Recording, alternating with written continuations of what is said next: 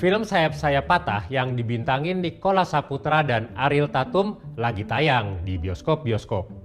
Rupanya antusias masyarakat terhadap film romantis sekaligus dramatis ini lumayan tinggi.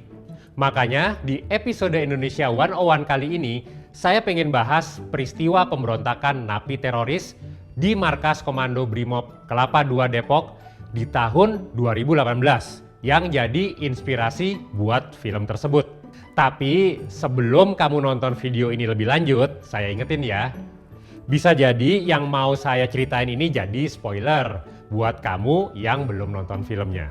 Nah, jadi apa sih yang terjadi di Makobrimob di hari Selasa sampai Kamis tanggal 8 sampai 10 Mei 2018? Cerita singkatnya, waktu itu penjara Makobrimob berhasil dikuasai para napi teroris.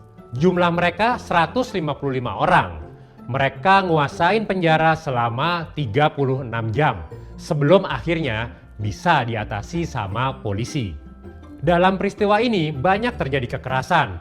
5 polisi jadi korban, dianiaya dan dibunuh sama para teroris.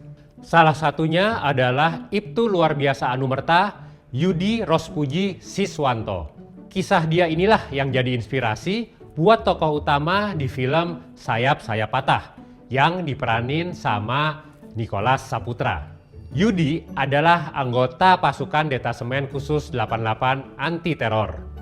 Waktu kejadian di tahun 2018 itu, dia baru aja dipindah tugas ke Makobrimob. Sebelumnya, Yudi menjabat Komandan Satuan Sabara di Polda Metro Jaya dan ditugasin di Komisi Pemberantasan Korupsi di bagian pengamanan. Dia termasuk yang ikut ngamanin sidang kasus mega korupsi EKTP. Ini termasuk ngamanin sidang mantan Ketua DPR RI, Setia Novanto, di Pengadilan Tindak Pidana Korupsi. Yudi ditemukan meninggal dunia dengan luka sayatan di leher. Waktu itu istrinya yang bernama Hasanah lagi hamil tua, mengandung anak yang keempat.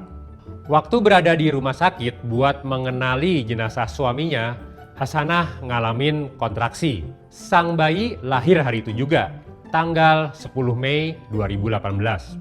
Hanya berselang 1 hari dari kematian ayahnya.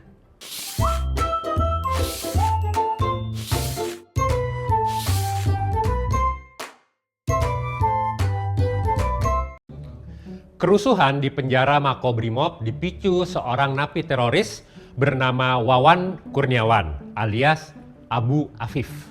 Wawan ditangkap Densus 88 di bulan Oktober 2017 dalam kasus penyerangan kantor polisi, pembuatan bom, kepemilikan senjata api, dan juga pelatihan semi-militer di Pekanbaru, Riau, dan di Siberut, Sumatera Selatan.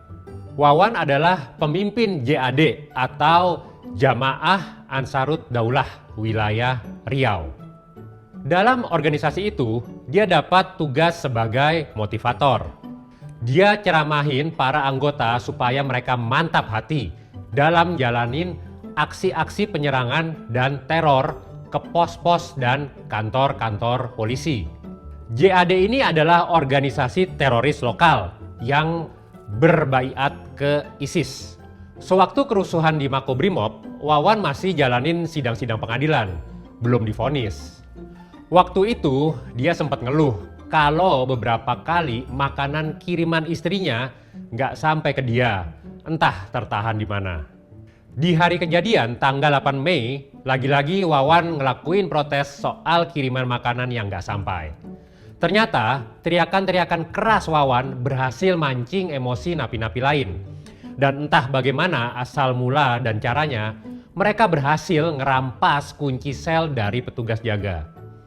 Kejadian ini di sore hari. Waktu itu para pegawai penjara udah pada pulang. Para napi berhamburan keluar sel dan menawan 9 petugas yang ada di sana. Tapinya mereka nggak berhasil keluar dari lingkungan penjara. Polisi langsung ngepung penjara Makobrimob. Para napi terkurung di dalam. Dalam kondisi ini, para napi nyiksa para petugas polisi dan ngebunuh 5 di antaranya, termasuk Yudi Rospuji Siswanto. 3 polisi berhasil lolos dan kabur.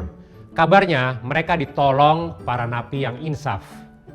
Polisi ngelakuin proses dialog dengan para penyandera. Negosiasi berlangsung panjang. 1 orang polisi yang tersisa kemudian dilepas, dibarter sama kiriman makanan. Kerusuhan berhasil diatasi waktu para napi difasilitasi berkomunikasi sama Aman Abdurrahman, pimpinan mereka. Aman berhasil nyadarin mereka buat nyerahin diri.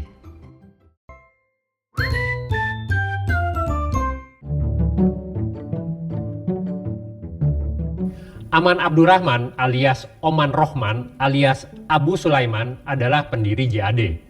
Sebelum bikin organisasi teroris sendiri, dia sempat bergabung di JAT atau Jamaah Ansarut Tauhid dan pernah juga jadi anggota jaringan Dr. Asahari dan Nurdin M. Top, 2 gembong teroris asal Malaysia yang jadi otak serangkaian aksi terorisme di Indonesia, termasuk peristiwa bom Bali.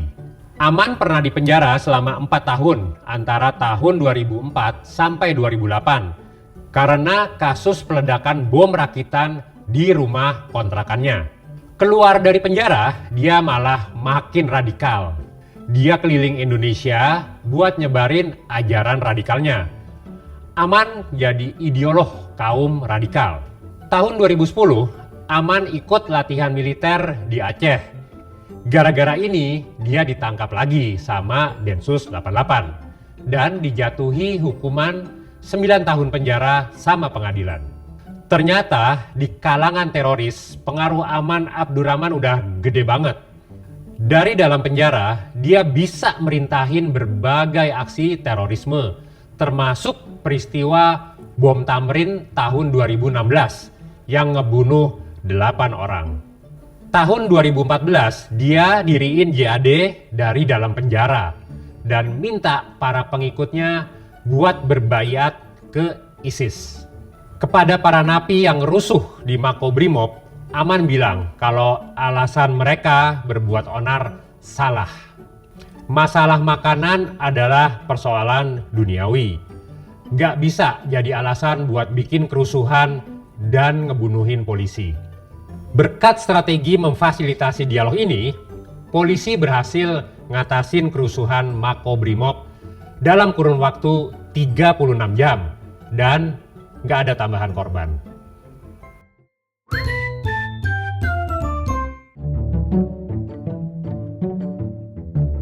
Waktu kejadian, berita soal apa yang terjadi di dalam penjara Makobrimob sangat minim. Polisi sendiri baru ngumumin kejadian ini ke publik hampir tengah malam di tanggal 8 Mei. Padahal kerusuhan udah terjadi sejak sore hari. Tapi ternyata malam itu berita peristiwa di Makobrimob udah nyebar di kalangan kelompok radikal lewat grup-grup WhatsApp dan Telegram. Jam 10 malam sebelum pengumuman dari polisi, lewat kantor berita mereka yakni Amaq News Agency, ISIS ngeklaim bertanggung jawab atas kejadian di Makobrimob. Mereka bikin berita kalau para militan ISIS lagi terlibat bentrokan sama polisi anti-teror Indonesia di dalam penjara di Makobrimob Kelapa II.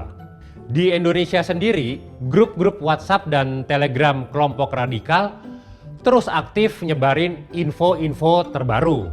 Dalam BAP atau berita acara pemeriksaan dari 2 perempuan yang ditangkap polisi karena nyoba nyerang Makobrimob, disebutin kalau mereka bergerak ke Depok ngikutin arahan dari grup-grup WhatsApp dan Telegram. Disebutin kalau seorang ustadz yang bernama Abu Abdirrahman dari Depok, dia udah datangin Makobrimob dan ngelaporin kalau situasinya sepi-sepi aja. Karena itu, Abu Abdirrahman merintahin 2 hal. Yang pertama, semua anggota diminta merapat ke Depok, ngebantu napi-napi di dalam penjara dengan semampunya. Mulai dari bantuan harta, makanan, komunikasi, dan juga elektronik. Yang kedua, kata dia, bikin chaos atau rusuh di sekitar Makobrimob Kelapa II. Rupanya banyak yang terpengaruh dan nyoba merapat ke Makobrimob. Dua perempuan yang ditangkap tadi, satu orang berumur 21 tahun, berasal dari Ciamis. Mereka mengaku jadi radikal karena belajar dari internet. Mereka datangin Makobrimob sambil bawa gunting. Mereka mau nusuk petugas kalau dihalangin masuk. Di saat hampir bersamaan, polisi nyegat 4 terduga teroris di Tambun, Kabupaten Bekasi. Mereka juga lagi menuju Makobrimob. 2 orang ngelawan sehingga polisi terpaksa ngelepasin tembakan. 1 orang tewas dan 1 lagi luka-luka. Sehari kemudian, tanggal 11 Mei dini hari, terjadi lagi serangan di area Makobrimob yang newasin 1 orang petugas intel.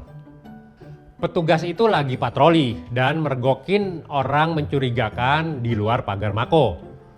Orang itu dibawa ke dalam buat diperiksa. Ternyata dia ngeluarin pisau dan nusuk petugas tersebut. Peristiwa kerusuhan di penjara Makobrimob Kelapa II Depok tahun 2018 memang sangat mencekam dan mengerikan. Kekerasan dan ancaman gak cuma terjadi di dalam penjara, tapi juga di luar penjara. Para teroris sangat sulit buat dikendaliin. Mereka memang cari mati. Dalam pemahaman mereka, mati di tangan petugas bakal dapat ganjaran surga. Makanya mereka terus ngelawan.